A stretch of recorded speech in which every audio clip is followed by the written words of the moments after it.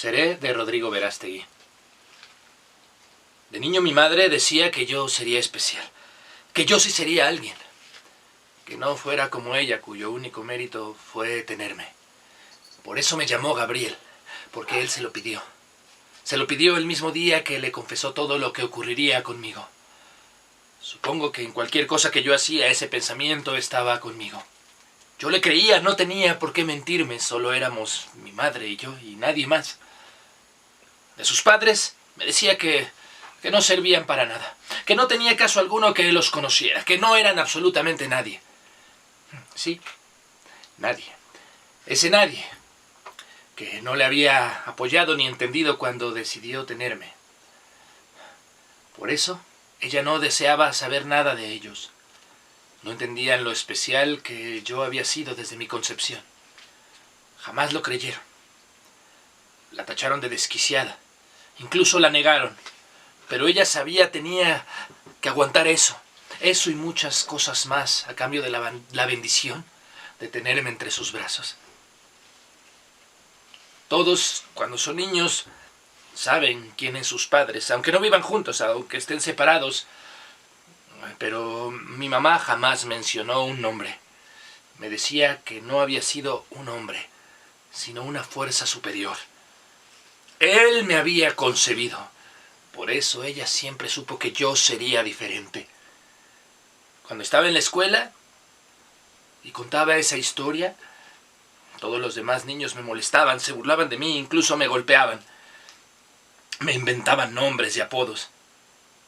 Los maestros al principio trataron de interceder y de integrarme al grupo, pero yo los ignoré hasta que llegó el día en que se dieron por vencidos. Y simplemente me volví invisible, pero mejor para mí. Yo sabía que llegaría el día en que podía demostrar que todo eso era verdad. Y aunque suene a cuento, jamás creo que dejaré de creerlo. Debe ser verdad, no hay otra explicación. Mi mamá era muy devota de la iglesia y de su religión. Me contaba que antes de tenerme, ella no creía en nada. Pero al ser la elegida por él para traer al mundo al nuevo Salvador, supo entonces que era un deber para ella conocer todas las enseñanzas de mi padre al pie de la letra. Todos los días íbamos sin falta a la primera misa, antes de dejarme en la escuela y de irse ella a trabajar. Nos sentábamos siempre en la primera fila. Lo hacía porque decía que quería que estuviera más cerca de mi padre, que lo conociera. Mi madre nunca tuvo un trabajo importante. Desde que recuerdo, fue ayudante en una tienda de la colonia. Todos la saludaban, todos, pero nadie realmente la conocía. Aún así ella logró sacarme adelante, a pesar de cualquier situación. Siempre que las cosas se ponían duras, ella solamente volteaba al cielo y me decía: hijo, tu padre proveerá. Tu padre proveerá. Y así, como por arte de magia, las cosas se resolvían. Por eso, para mí resultaba imposible no creer. Durante toda mi niñez ese pensamiento me bastó. No cuestionaba absolutamente nada, pero conforme fui creciendo, todas esas ideas se acumulaban en mi cabeza y necesitaba explicaciones porque todas esas preguntas me atormentaban. Hasta que un día, al cumplir 13 años, no pude más. Y aprovechando un día que se nos hizo tarde y mi mamá no pudo llevarme al colegio y tuvo que irse a trabajar, tomé la iniciativa y decidí ir a ver a la única persona que también conocía a mi padre y podría responder todas las preguntas que tenía sobre él. Al párroco de la iglesia. Recuerdo ese día como si hubiera sido ayer. El olor de la iglesia después de la misa, ese olor mezclado de culpas e incienso que hasta la fecha me sigue apasionando y me estremece en cada poro de la piel. El cura se sorprendió al verme porque yo entré sin tocar a la puerta de su oficina. Era la casa de mi padre, no tenía por qué tocar. Su sorpresa fue muy grande. Obviamente él sabía quién era yo, mi madre y yo siempre habíamos estado sentados en la primera fila, pero jamás habíamos cruzado más de 2 palabras. Así que me senté y le comencé a relatar mi historia. Mis dudas, mis cuestionamientos de por qué yo iba a tener la responsabilidad de salvar al mundo. ¿Por qué yo tenía que ser ese salvador en algún momento de mi vida? De pronto comencé a sentirme tan pequeño ante esa responsabilidad, porque él había elegido a mi madre. ¿Cuál era realmente mi objetivo en la vida? ¿Qué era lo que yo tenía que hacer? ¿Qué quería mi padre de mí? ¿Acaso yo también tenía que morir como su otro hijo? ¿Para salvarlos a todos? No, yo no quería eso. Yo no quería morir, yo deseaba vivir y conocer los deseos y la palabra de mi padre y toda su sabiduría, para poder seguirlos de la manera más fiel posible. O en su caso, adaptarlos a lo que yo pudiera hacer. Hablé por más de 1 hora y él solamente me observaba y no decía nada. Yo estaba abriendo mi alma y él solamente se quedaba callado y observaba. Eso era desesperante. Solo observaba hasta que finalmente habló. Hijo, no puedo dejar que sigas creyendo en esas mentiras. No. Nuestro Señor solo se ha encarnado en una ocasión en hombre. Sí, en la imagen de Cristo, nuestro Señor. Él te ama, sí, él te ama, claro, pero no en la forma en la que tú dices. No, mi hijo. Ay, no, claro que eres su hijo, pero no en la forma en la que estás diciendo. Escúchame. Ay, estos cuentos seguramente te los metió en la cabeza tu madre, porque, pues, no quiere que te enteres de quién es tu verdadero padre. Él siguió hablando. Mencionaba que él conoció a mi madre desde que llegó a vivir a esta zona y que conocía esa historia y de cómo ella había tenido muchas parejas y que quizá ni siquiera mi madre estaba segura de quién era mi padre. Mi mente se bloqueó. Dejé de escuchar. No podía ser cierto, yo no podía ser común como todos los demás. Y mi madre no me había engañado tanto tiempo, no sería capaz de engañarme. No, yo estaba seguro que el cura estaba en un error. Eso era, sí. Estaba celoso porque él jamás sería tan especial para mi padre. Como yo llegaré a serlo, él no era más que un sirviente, sí. Él había dedicado toda su vida a mi padre y no era más que un sirviente, por eso me estaba diciendo eso, pero no dejaba de hablar y entonces me tiré sobre él. Lo derribé. Comencé a apretar su cuello con una fuerza que no conocía en mí. Perdí la conciencia, no supe lo que pasó. Ese día el cura desapareció de la parroquia. Era el misterio de la colonia, saber a dónde se había ido. Yo imaginé que era el castigo de él. Yo sabía que era un castigo. Él sabía que él decía mentiras. Y por eso le había pedido, o lo había obligado a dejar su lugar. Yo no recordaba nada más. Pasaron las semanas, llegó un nuevo cura a la iglesia. Claro, ya nadie se preocupaba por el párroco anterior. Este hombre me caía bien, pero jamás tuve la intención de acercarme y volver a platicar al respecto de mi padre. No queremos que ocurra algo parecido con él, ¿no? Además, llegaría el momento en que yo podría demostrarles a todos la verdad. Durante toda mi escuela fui muy retraído. Sí, por eso encontré mi lugar en la ciencia y en la química. Podía pasarme horas en el laboratorio de la secundaria hasta que el maestro se hartaba de tenerme ahí y me obligaba a irme a casa. Nunca me llevé bien con mis compañeros. Estudiaba demasiado para poder adelantar todos los años que me fuera posibles. No quería seguir con estúpidos que no comprendían lo que había en mí. Creí que al llegar a la universidad eso cambiaría, que por fin encontraría con personas de mi talla intelectual, pero no fue así. Era lo mismo. Solo porque era unos años menor que la mayoría, ellos me veían distinto. O tal vez porque siempre andaba con esos aires de superioridad por los corredores, porque yo sabía que iba a descubrir algo que ellos jamás serían capaces de descubrir. Se burlaban de mí, pero yo estaba seguro que lo lograría. Finalmente dejé de intentar pertenecer a algún grupo. Yo era especial.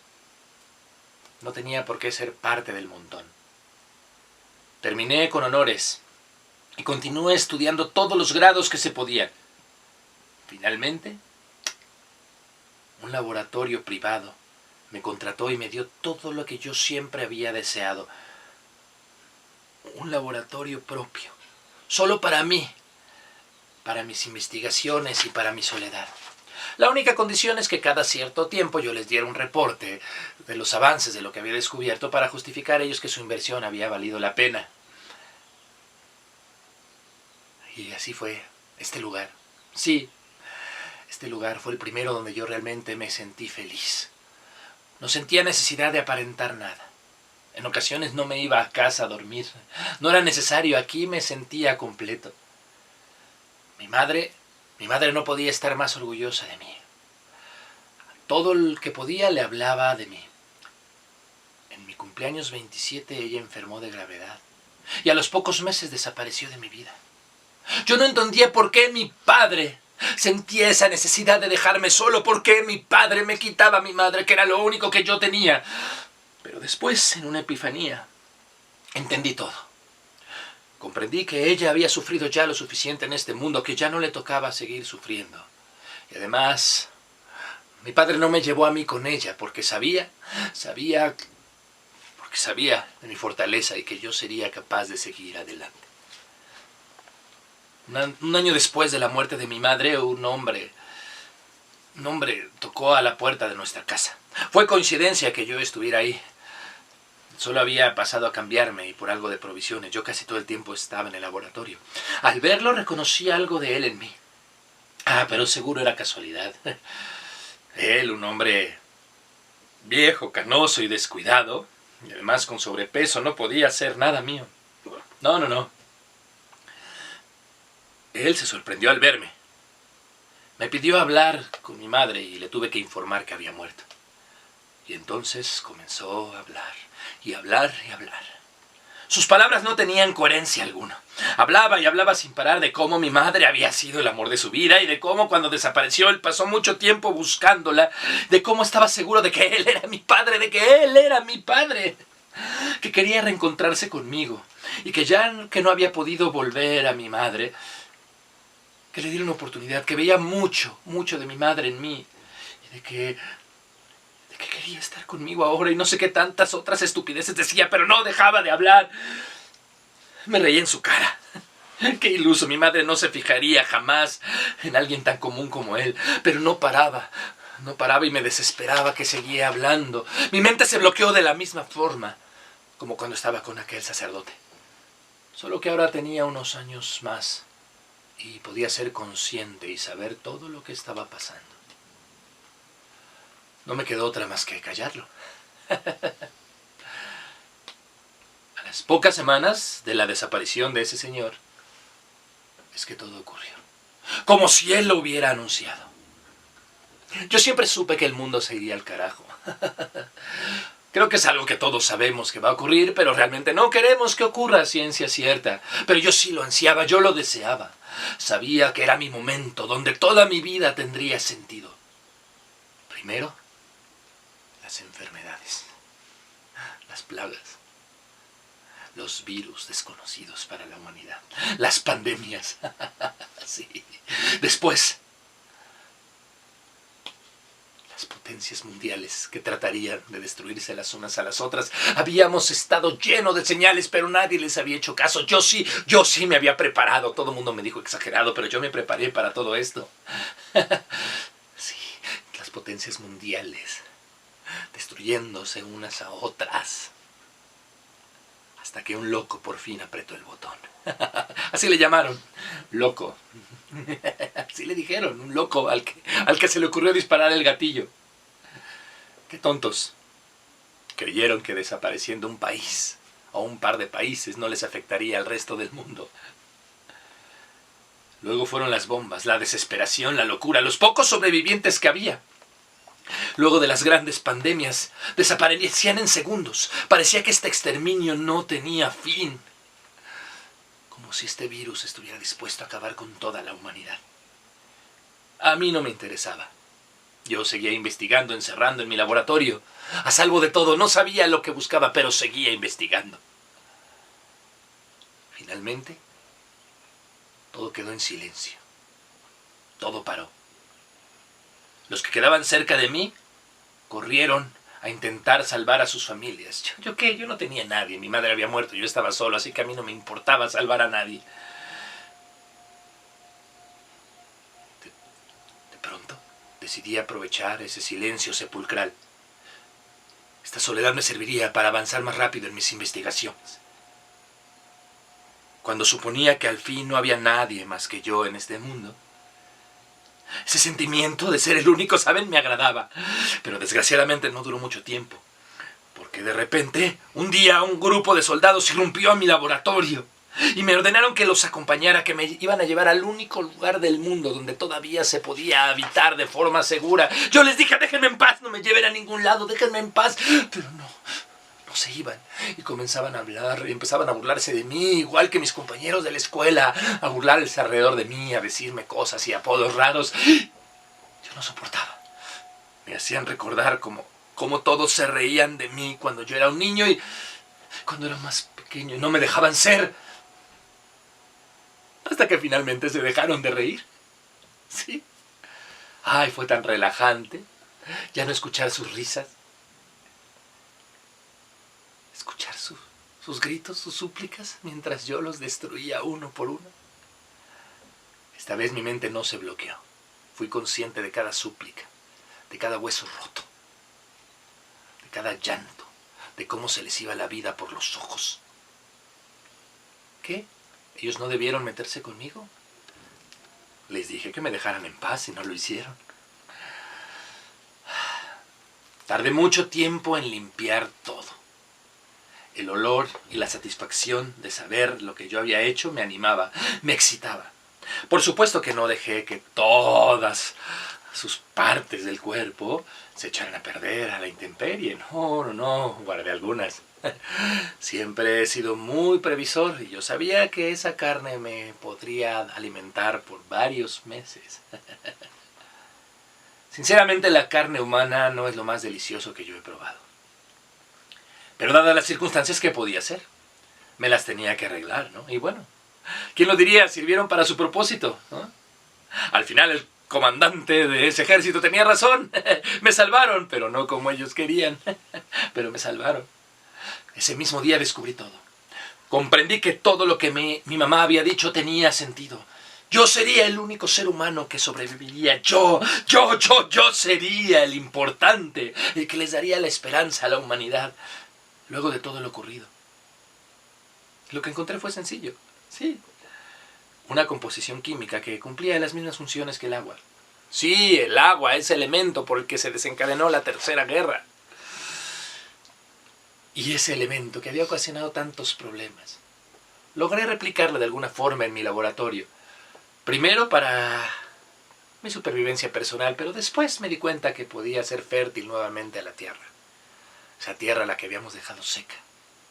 ¿Qué dirían ahorita los soldados de mi progreso científico? ¿Qué dirían los niños que se burlaban de mí en la escuela? Mis compañeros universitarios. ¿Qué diría todo mundo ahora cuando viera mi progreso? ¿Qué dirían todos aquellos que alguna vez se burlaron de mí? Seguro no lo creerían y dirían que estoy loco.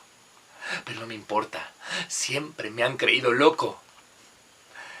Tal vez sea la hora de que yo me crea loco y que le saque provecho. Sí, imagínense con todo y esta locura. He logrado todo esto. ¿Qué más podré lograr? ¿Qué diría mi mamá en estos momentos? ¿Qué pensarías tú de mí, mamá? Seguramente se sentiría orgullosa de mi investigación, porque lo hice por ella. Para que aún después de muerta supiera que yo no fui un error, que no fue un error que ella me tuviera. Mi padre seguro fue quien me mandó la inspiración. en el momento correcto, cuando más lo necesitaba. Seguro que todo el sufrimiento que me había mandado no eran más que pruebas, para que yo supiera el valor de las cosas. Lecciones, lecciones les llamaría a él. Seguro así las llamará cuando lo pueda conocer y platicar con él.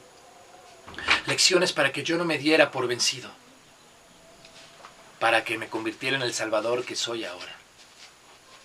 Pero falta un elemento más, uno importante para que yo pueda ser el salvador que el planeta necesita. Una mujer.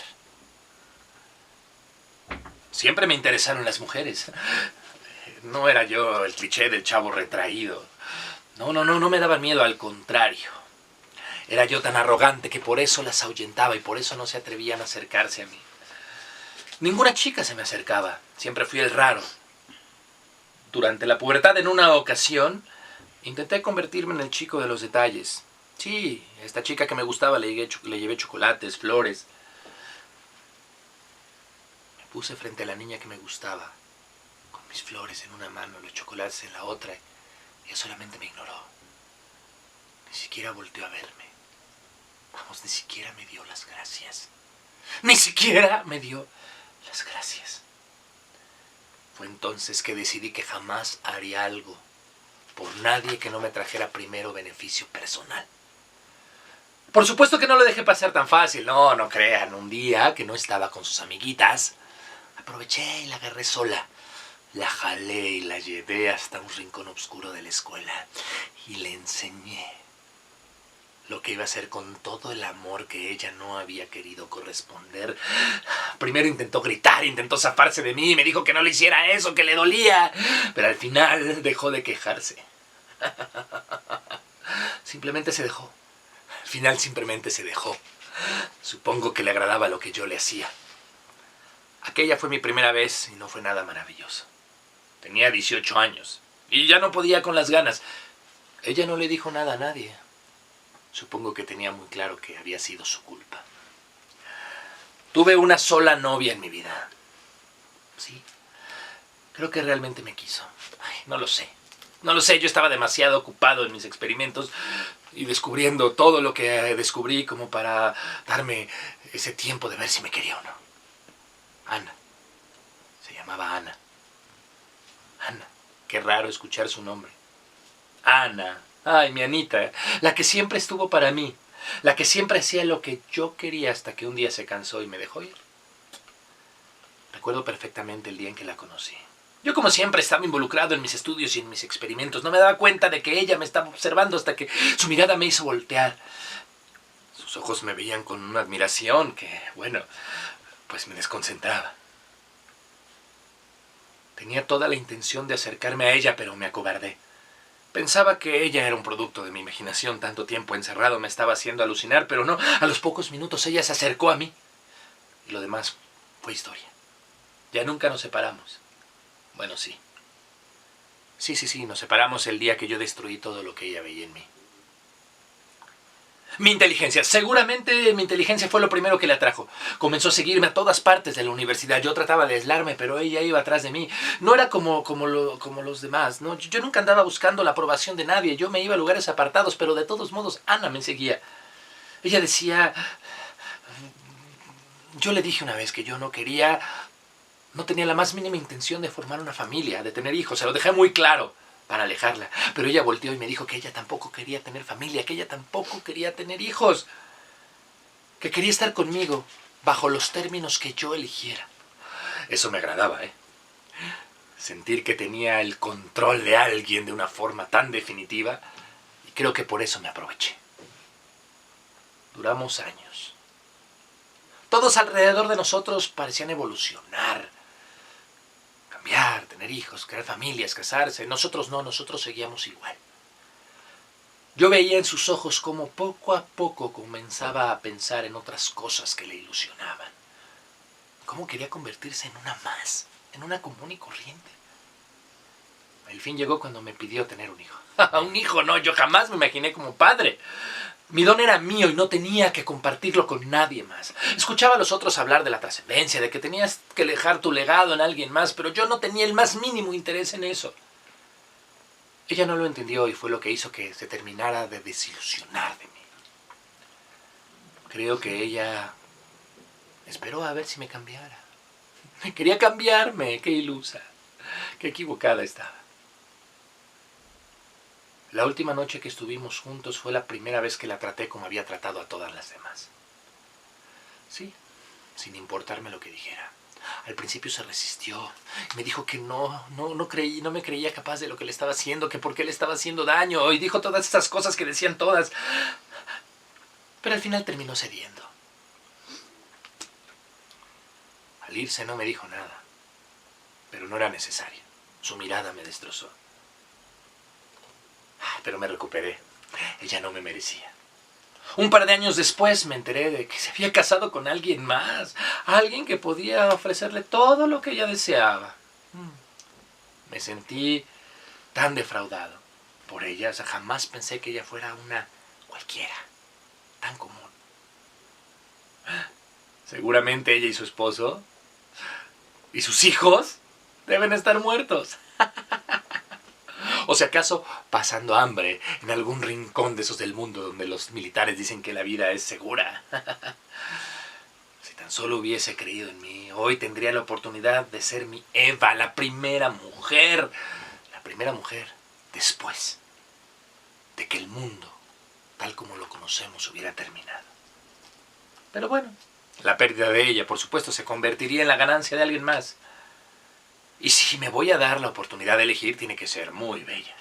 Es lo mínimo que merece alguien como yo, ¿no? Debe ser fuerte, ¿eh? Claro, haber sido capaz de sobrevivir a toda esta catástrofe para que pueda sobrevivir a mí. Quiero a alguien que sepa tratar conmigo, que me ayude a dirigir este nuevo mundo. Que no me provoque tomarla solamente como a las demás, que la cuestión vaya mucho más allá. Alguien a quien yo le tema y que a la vez admire. ¿Será posible que pueda existir alguien así? Debe haber alguien perdida por ahí, esperando a que yo la encuentre, a que yo la rescate. Esa es la razón por la que saldré. A pesar de que este es mi lugar seguro del mundo. Pero bueno, voy a tener que salir.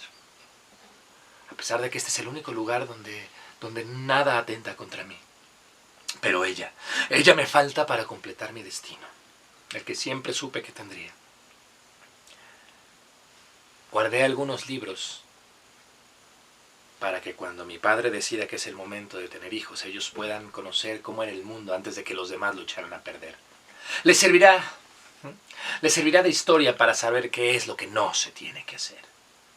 Es que no le puedes dar el poder a la gente porque simplemente no saben qué hacer con él.